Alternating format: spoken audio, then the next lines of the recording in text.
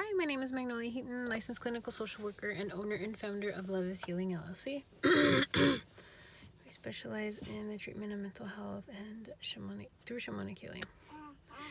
Both. It's a morning.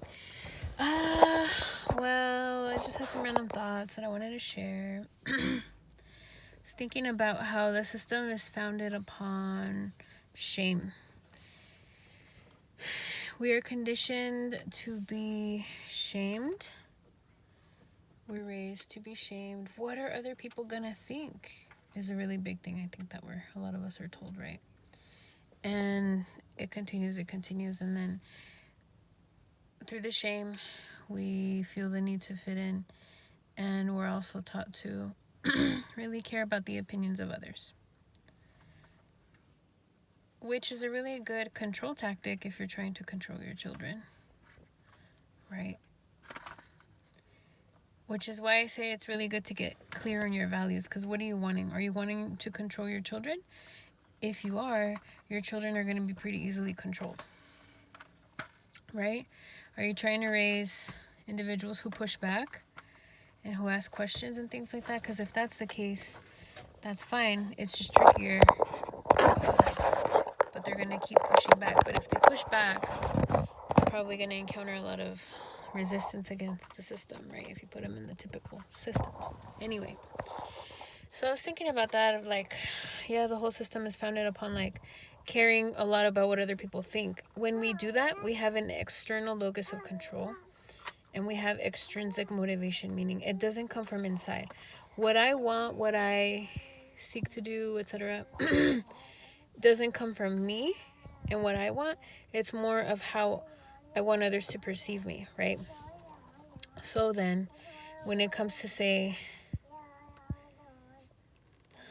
speaking in the background, thinking about the schooling system, right? An example of this would be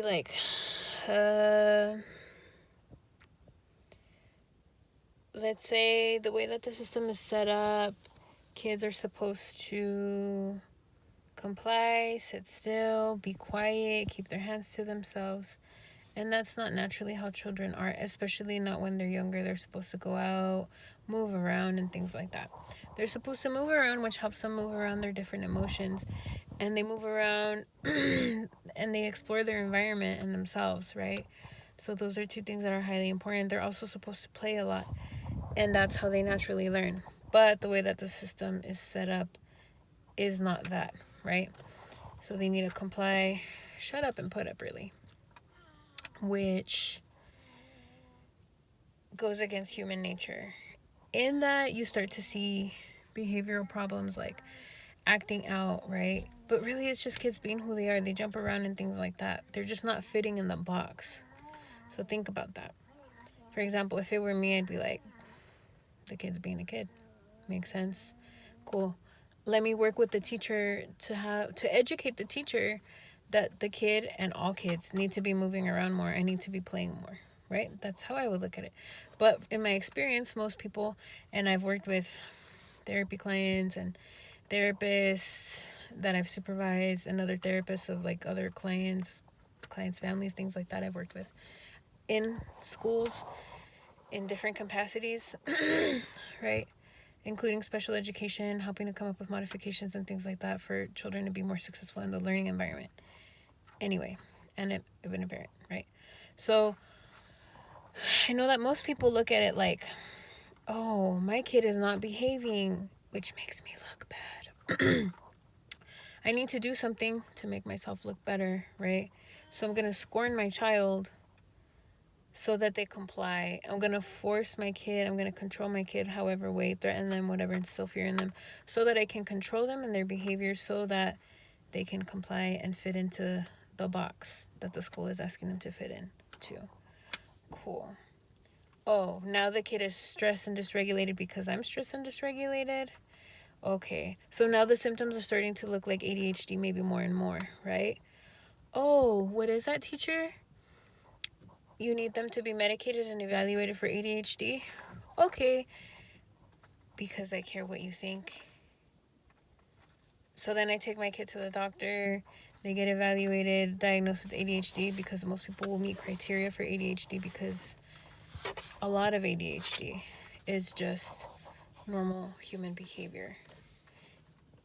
And it is really adaptive. And with enough support and one-on-one attention, a lot of the symptoms can be mitigated. I say that as a person who's helped to mitigate a lot of those things. It just requires a lot of focus and attention, right? Most people aren't going to get that. Most people aren't going to give that. So, kid goes to the doctor, gets medicated, goes to school, gets everything done now. Bless you. Bless you. You're welcome. Goes to school, gets medicated, does whatever they need to do, functions, fits into the box. But then the kid ends up looking like a zombie because they're over-medicated more often than not. And they end up being pretty zombified. And you know, I had heard that before, but I've actually seen it. And I'm like, dang, people are right. That's intense. I didn't know that. Prior to working inside schools. What else? I honestly thought that people were exaggerating, but they really are not. And it is really sad and it is scary. I don't know the specifics. I know that people say, and I kind of have looked into it, but not a ton. The drugs that are given to people with ADHD, Ritalin, etc., what have you, are really similar in chemical structure to methamphetamine. Because they're stimulants which help the brain to come down. Because it's said that if you have a brain that has ADHD, like true, genuine, bona fide ADHD, your brain structure is different. And so, yeah, it's like everything that's going on the outside, all of the hyperactivity kind of is a result of the brain being kind of hypo-aroused. So then the stimulants kind of do the opposite effect. And then the body on the outside. With the stimulants on the outside, the body would be kind of more hypo-aroused or depressive or slowed down.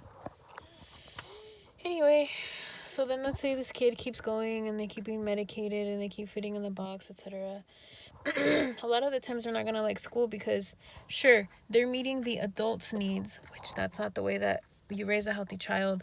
A healthy child shouldn't be meeting adults' needs, shouldn't be hyper attuned to the needs of adults. A healthy child should be tuned into themselves, should be supported.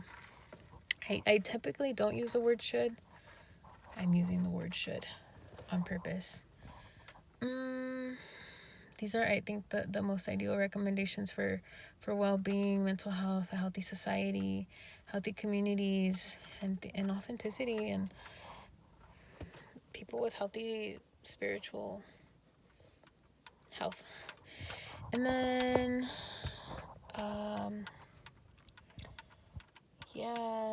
should be supported, should be able to explore whatever the interests they have. And really, everyone should, not just people with ADHD. But let's say that they are fitting in the box, they get tuned out of school, etc. The kid's kind of bored, right? They're not really stimulated, they're not learning what they want to learn. So then you start to see behaviors like ditching and things like that, right? Or other bad behaviors, other behaviors that are going to get kids expelled, suspended, things like that, right? Keep going. Now I'm bad because I can't get it together. I have to fit in the box. I have to take the medication because if not, I'm not going to fit in. And I'm a bad girl, or I'm a bad boy, or whatever, right? I'm a bad person. I'm bad. There's something inherently wrong with me. And I continue that way, so then it results in low self-esteem, and then it's like, I'm not successful anywhere. Everybody wants to change me. No one really accepts me. Do you see how all the messages kind of compound over and over? This is why a lot of the times these people end up having like trouble passing school. 1, the system isn't meant for them. 2, it's not fun. It's not fun to be forced to do anything, especially not for 13 years, 12 years, whatever, right?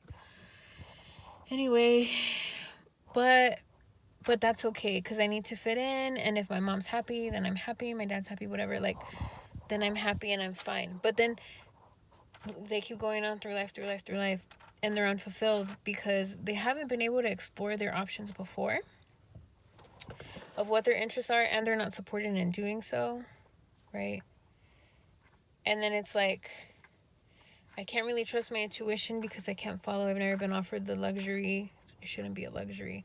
I haven't been offered the option, the necessity of following my intuition. It's been suppressed my whole life. And I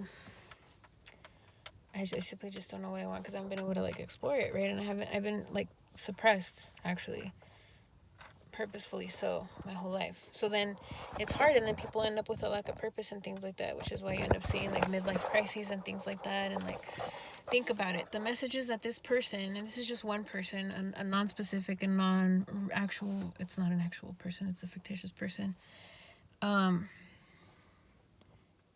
they grew up with all these messages and all this pressure, so then that leads to a lot of anxiety, right? So then they have a lot of anxiety. So then what happens when they have kids? They're going to end up pressuring their kids and try to put them in the box. And then the cycle continues, which is sad. And that's just one example, right?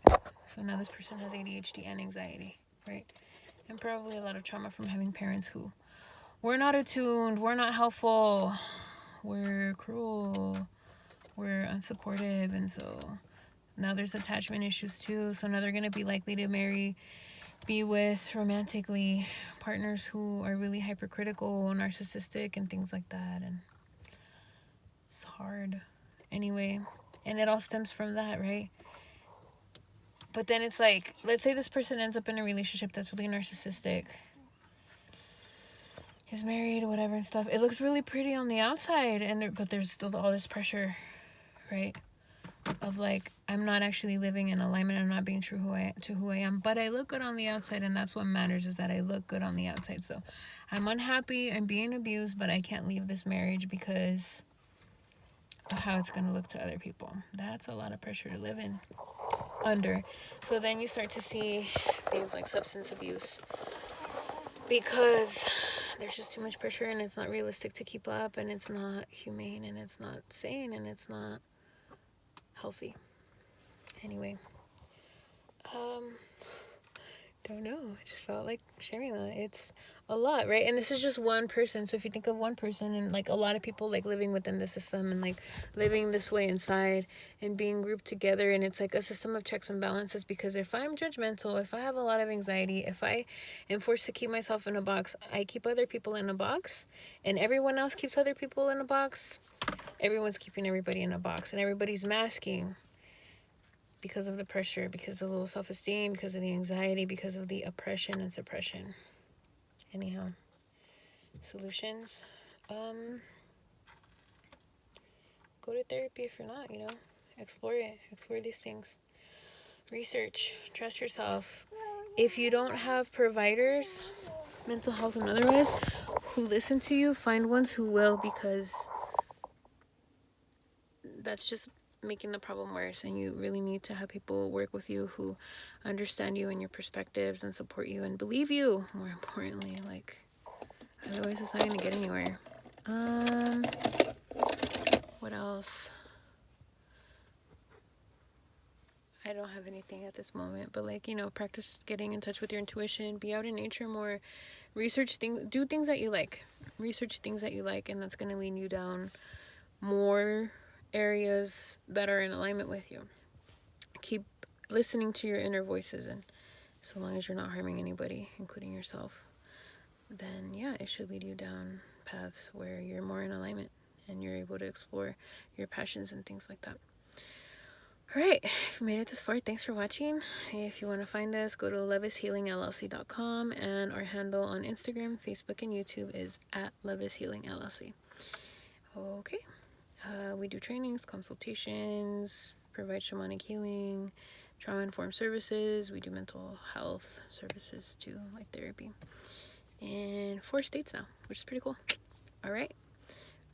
Take care. And the more you love yourself, the more you heal, the more you heal, the more you heal others and love others. And then hopefully that system is what starts to keep itself in a checks and balances type of thing. All right, take care. Bye.